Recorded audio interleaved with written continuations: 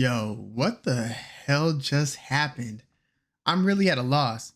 Caleb Plant was just upset by Armando Resendiz. He just lost. It was a split decision, which was ridiculous. I feel like that judge should be investigated. But he just lost. Caleb Plant, who was he was a 25-1 favorite. I'm not exaggerating. I saw him at a minus 2,500 against Resendiz. Like, this card was so A-side fighter heavy for those two the main event and the co-main event, that like when I did the prediction video for this card for Plant versus Resendiz and Jermall Charlo versus Cornflake LaManna, I didn't even really do a breakdown prediction video. I was more so just talking about Plant and Charlo's career and how this card is designed to set up Plant versus Charlo. But I didn't even really get into the X's and O's on why Caleb Plant should beat Resendiz, other than he's just in another class and Resendiz is moving up in weight, and Resendiz got stopped by Elijah Garcia, who lost to Kyron Davis, who lost on this card tonight. There was every reason to think that Caleb Plant should have a relatively easy time outboxing and maybe stopping, but definitely outboxing Armando Resendiz. Like, my coverage, look, I'll take ownership. Like, my preview was almost so disrespectful. I called him Jose Resendiz half the time. Now, his name is Jose Armando Resendiz, but if you've seen him fight a few times, you'll remember that he's referred to as Armando Resendiz, but I was calling him Jose Resendiz because I forgot that I would always hear Armando, but it almost didn't matter because Caleb Plant was going to win the fight. So let's talk about Caleb Plant and if Jermall Charlo on his comeback trail even belongs in the ring with Caleb Plant. Like, that's the angle that I was looking at. Like, does Jermall Charlo, well, first of all, if there was a question mark on who might underperform tonight, it was all Jermall Charlo. Like, we know more or less what we can expect out of Caleb Plant. It's Jermall Charlo we're not sure about. That's where I was coming from. Now, I picked Jermall Charlo to beat LaManna via decision. He ended up getting like a stoppage after the 6th round, doctor stoppage, but he was beating up LaManna, dropped him 3 times. Jermall Charlo did what he had to do and more. Jermall Charlo, I thought, looked pretty damn good, better than he looked in his last fight against Jose Benavidez Jr., but I think maybe Jose Benavidez is also a better fighter than Cornflake LaManna. So all that to say, I thought Jermall Charlo looked pretty good. Did he look like the guy who fought Derevianchenko? Not quite. And his physique has changed. Like, you notice he doesn't have the definition he used to have. He used to be shredded, like straight up. He looks a little like he's a bigger dude now. He's broader, but he's not as cut up. But I thought that he boxed well. He had a stiff jab, hard jab, and I've always looked at that as being one of his signature punches. Jermall Charlo looked pretty good, and he was in a totally different class than Cornflake LaManna. So he stops LaManna, and it's like, okay, it's almost academic. Now Caleb Plant is going to come in and do his thing. And by the 3rd round, I'm looking at Caleb Plant like, look, I know he's a left hand, lead hand, dominant fighter, but I feel like you could cut off his right hand and you would pretty much get the same thing that we got tonight. Like, his right hand is almost non-existent. Now, he did land a nice right hand at the very end of one of the last rounds. I think it was at the end of either the 10th or the 11th round. Beautiful right hand. But that was like one of the only meaningful right hands Plant landed in that whole fight. And it seemed like 99% of the time, he wasn't even really looking to throw the right hand. So it's like, is Caleb Plant that right hand deficient? Because it looked very, very obvious where he's got the damn near bladed stance. He's triple jabbing, quadruple jabbing. And by the way, Resendiz not only outlanded him, but had a much higher landing percentage than Caleb Plant. Like, this was shocking to see. And it was evident by like the 3rd or 4th round. Like, Caleb Plant looks like he's winning these early rounds, but he's not really separating himself. He's not showing himself to be of a different class. He's not controlling this fight with his boxing. Resendiz is having some success, is landing cleanly, really, when he lets his hands go. And it looks like Resendiz is taking Plant's punches better than Plant's taking Resendiz's punches. And again, it's Resendiz who's coming up in weight to fight the bigger and supposed better boxer, Caleb Plant. Again, there was every reason to think that Caleb Plant should be a huge favorite against Resendiz. 25-1. I don't know about that, but Caleb Plant, had only lost to Canelo and David Benavidez. This was shocking. And then by the 6th round, and my dad was kind of, I was watching the fight with my dad and he was kind of falling asleep on the couch. So he's waking up every now and then. I'm kind of reminding him like, hey, this is what's going on.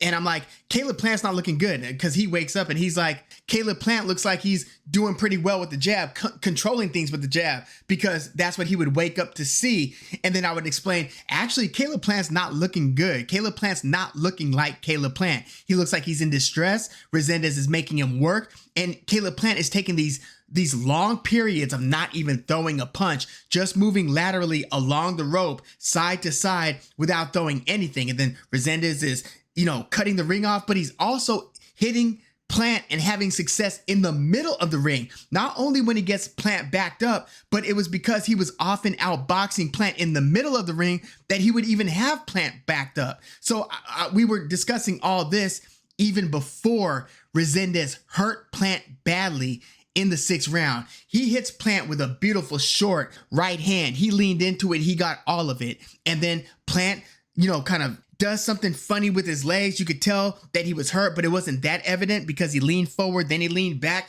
And it wasn't until he leaned back that you realize, oh yeah, Plant is like hurt. And then Resendiz comes in, throws a few more hard shots.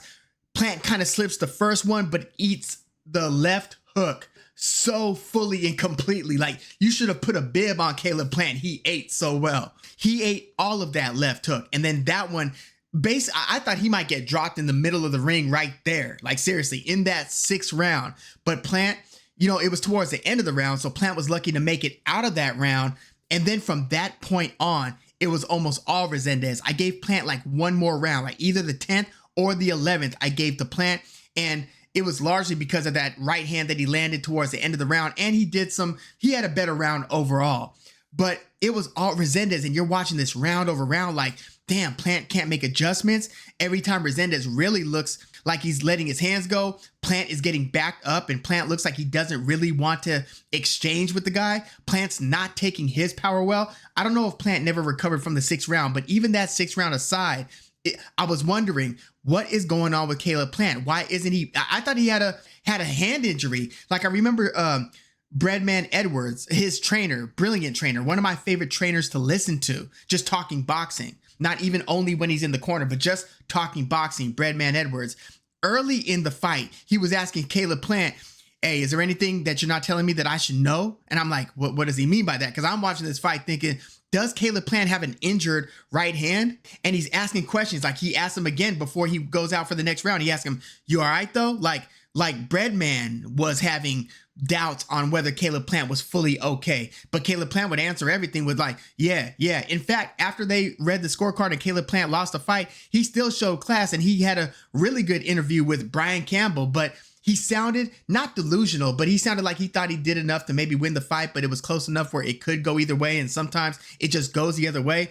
He did not win the fight. I don't think there's any way you could interpret that fight and give it to Caleb Plant. But he's the fighter, so I'm not gonna hold that against him. Fighters are in the ring. They're feeling what they're feeling. They're seeing what they're seeing. But Brian Campbell straight up asked Caleb Plant, "Are you disappointed with your performance?" And then Caleb Plant had a long pause, and then he said, "No, I thought I did pretty good." And I just wasn't buying that. I don't think that was the real response. And I think the silence after the question was asked said more than the actual answer that Caleb Plant eventually gave. But yeah, even at the end of the interview, Caleb Plant was very gracious in defeat. After he was thanked for giving the interview, he said something like, "Appreciate you. Thank you, brother." And he looked Brian Campbell dead in the eye, said, "Thank you, brother." And then he just walked away. So he seemed very gracious in defeat. I mean, straight up, he seems like a stand-up guy. He's a stand-up boxer, as Brian Campbell pointed out, but he got his butt whooped in this fight. Like, he got beaten up. And it was just weird to see the smaller Resendiz putting that type of effective pressure on Caleb Plant. And his defense was better than I'd seen. Obviously better than it was against Elijah Garcia. And even better, Resendiz made his name beating up on a way post-prime Jarrett Hurd, like split his lip and the fight was stopped. But Resendiz was moving his head a good amount. And again, even when he would get hit cleanly, he took it well. Like, you look at his face, after the fight, he looked like he could have done a modeling shoot after that one. Like, he was unblemished. And Caleb Plant, on the other hand, was just bloodied up and bruised and cut up and swollen. Like, Caleb Plant did not have a good night at the office. And I'm just wondering what happened. Because, again, the coverage going into this fight weekend, I mean, Melikuziev fight aside against Fulgham, I hope I could get to that one in a subsequent video. But yeah, props to Melikuziev. He had to dig deep. His hands look faster than I recall them looking. His feet move faster than I recall them moving. But yeah, he dug deep and had to win and finish strong to earn that decision against Fulgham, and he did that. So props to Beck Bully. But yeah, I'm just wondering, because it was almost a foregone conclusion that Caleb Plant was going to win this fight against Resendiz, and he did everything but that. Again, Jermall Charlo looked good, and I was of the mind that Jermall Charlo has very little chance against Caleb Plant. That has been my long-held belief, especially with all this inactivity for Jermall Charlo. But Caleb Plant just lost to Resendiz. So look, boxing will do this to you. It did it again. It just did it a couple weeks ago with everybody thinking, okay, I don't know what Devin Haney's going to do. And the question marks were about Devin Haney. Just like this weekend, the question marks were about Jermall Charlo.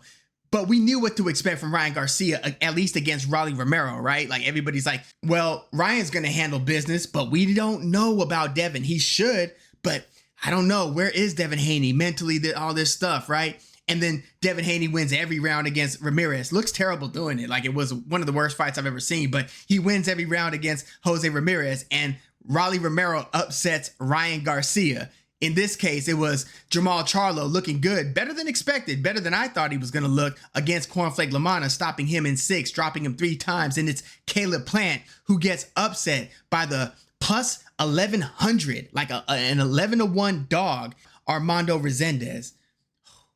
Boxing will do that to you. Just when you think, like, in hindsight, my preview was stupid as hell, because I was paying attention to Caleb Plant and Jermall Charlo and looking at their careers, looking at how much brighter Caleb Plant's immediate future looked. Like, I looked at Caleb Plant as being in the stage of his career where he's now trying to legacy build. He's been an IBF champ. He wasted a lot of time fighting weak mandatories on the road to the golden ticket in the Canelo sweepstakes. He got that payday, loses to David Benavidez a couple fights later, and now is basically saying, okay, what meaningful wins can I pick up to close my career, basically? Can I go on another title run at 168? These are the, thoughts and questions we had about Caleb Plant at this stage. And again, now he loses to Armando Resendiz. Nobody saw this coming. So yeah, again, boxing will humble you once you think you got anything figured out. Like, most people, most boxing channels I listen to and watch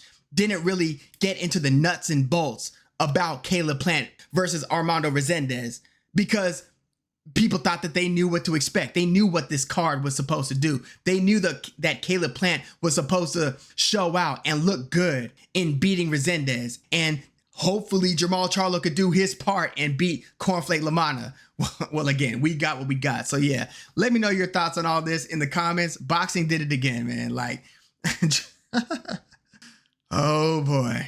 Oh boy. I'm just watching this like round over round. Like, what is going on with Caleb Plant? Like, why is he having this much difficulty with Resendiz? And where the hell is his right hand? And why isn't his hook having the impact we think it should have? Why isn't he dominating the jab battle? Again, he was throwing a bunch of jabs, missing with the jabs. He was missing with a lot of uppercuts. He was landing well to Resendiz's body. I'll say that. When he would sit on that left hook, it was beautiful. And I'm thinking, like, damn, how many more of those body shots can Resendiz, the smaller guy, how many more of those body shots can he take? But Resendiz was also splashing to Caleb Plant's body and then backing him up with a jab, hitting him cleanly, busting his nose up. Like, you would see Caleb Plant's head snap back with the Resendiz jab, and then Resendiz would start in select moments really letting his hands go. Not a ton of volume, but doing enough to start backing Caleb Plant up and to nullify Caleb Plant's attacks and Caleb Plant's offense. It just wasn't there. Again, he was throwing some punches, but he just didn't have meaningfully effective offense against Resendiz. It just wasn't working, and Resendiz was hurting Plant. Weird, man. Weird. Let me know what you... Let me know what you thought about this one in the comments, please. Like the video, subscribe to the channel.